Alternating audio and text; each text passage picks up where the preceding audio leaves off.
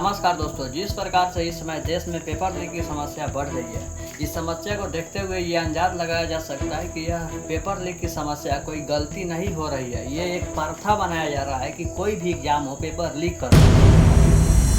Paper leak नहीं होता है, इसका मतलब ये हो रहा है कि एग्जाम का कोई मतलब ही नहीं बनता है। हर एग्जाम में पेपर लीक करो, और बिहार तो इसमें सबसे आगे है। बिहार में बोर्ड एग्जाम हो या कॉम्पिटिटिव एग्जाम हो, पेपर लीक होना ही है। अगर पेपर लीक नहीं हुआ तो मतलब एग्जाम का कुछ मतलब ही नहीं हुआ। तो बिहार के नेताओं से ये स्पेशली बोलना चाहते हैं कि आप लोग ज़रा सुधरिए, और राज्य में जो पेपर लीक की समस्या बोर्ड एग्जाम में हो या कॉम्पिटिटिव एग्जाम में हो, इसे सुधारने की कोशिश करो। क्योंकि तुम लोगों को इसीलिए बैठाया आम जनता चुन करके, ताकि उनकी समस्या को सुधारो। और पेपर लीक की प्रथा जो इस समय बनाई जा रही है, इस प्रथा को ख़त्म भी नहीं किया जा सकता है। क्योंकि बिहार में जिस प्रकार से दहेज प्रथा को ख़त्म करने के लिए सब कोई आवाज़ उठा रहा है, लेकिन इसे ख़त्म कोई नहीं कर पा रहा है। इसी प्रकार पेपर लीक भी एक दिन प्रथा बन जाएगा इस छोटी छोटी गलतियों के कारण, और उसे भी ख़त्म करना उतना ही मुश्किल होगा जितना मुश्किल बिहार में दहेज प्रथा को ख़त्म करना है। पेपर लीक की समस्या से हर छात्र या हर गरीब परिवार के लोग या हर टीचर उसी प्रकार से जूझ रहा है जिस प्रकार से एक गरीब व्यक्ति के पास कैंसर हो जाए और उस कैंसर में वो किस प्रकार से तड़पता है, आप अंदाज़ा लगा सकते हैं कि उसी प्रकार से इस समय गरीब छात्र एवं गरीब माँ बाप एवं टीचर लोग तड़प रहे हैं। फिर भी सरकार के कानों तक पू नहीं हो रही है कि वो इस पे कोई सकारात्मक कदम ले। टीचर लोग जब पहुँचते हैं इसके लिए धरना करने, तो कुछ ऐसे अधिकारी हैं जो इस प्रकार से टीचरों के साथ बेहद करते हैं। सुनिएगा इस वीडियो को। आप इतना डरते क्यों यार? सेशन चल रहा है। मैंने पहन के 2017 में उतार दी। अब मर्दानगी के लिए यूनिफॉर्म पहन के दिखाना पड़ेगा। मैं इस बहस सिस्टम को सुधारना चाहता था। देखिए, इस वीडियो में ये अधिकारी बोल रहे हैं सर को ये मर्दानगी की चैलेंज करता है। इसको पता नहीं है कि जिस वर्दी को पहना है उस वर्दी को उन्होंने 2017 में पहन करके उतार दिए हैं। हजारों छात्र ऐसे होंगे जो तुम्हारे से बड़े बड़े पोस्टों पे, उनका छात्र उनसे पढ़ करके और मार्क्स ले करके अच्छे अच्छे पोस्टों पे पोस्टिंग हुए हैं, और उनसे तुम मर्दानगी की बात करते हो। तुम्हें शर्म आनी चाहिए सालों कि जिस थाली में खाते हो उसी थाली में छेद कर रहे हो। टैक्स के रूप में जो जनता पैसा देती है और उसी जनता की पैसा से तुम्हें सैलरी मिलती है, और उसी जनता के आवाज़ को तुम दबाने में लगे हो। साले तुमसे ज़्यादा नामर्द और गद्दार इंसान तो पाकिस्तान वाले भी नहीं है। साला जिस देश के खाता है उस देश के लिए वो अपना जान भी न्यौछावर करने के लिए जा रहे हो। तुम साले जिसकी खा रहे हो उसी के थाली में छेद कर रहे हो।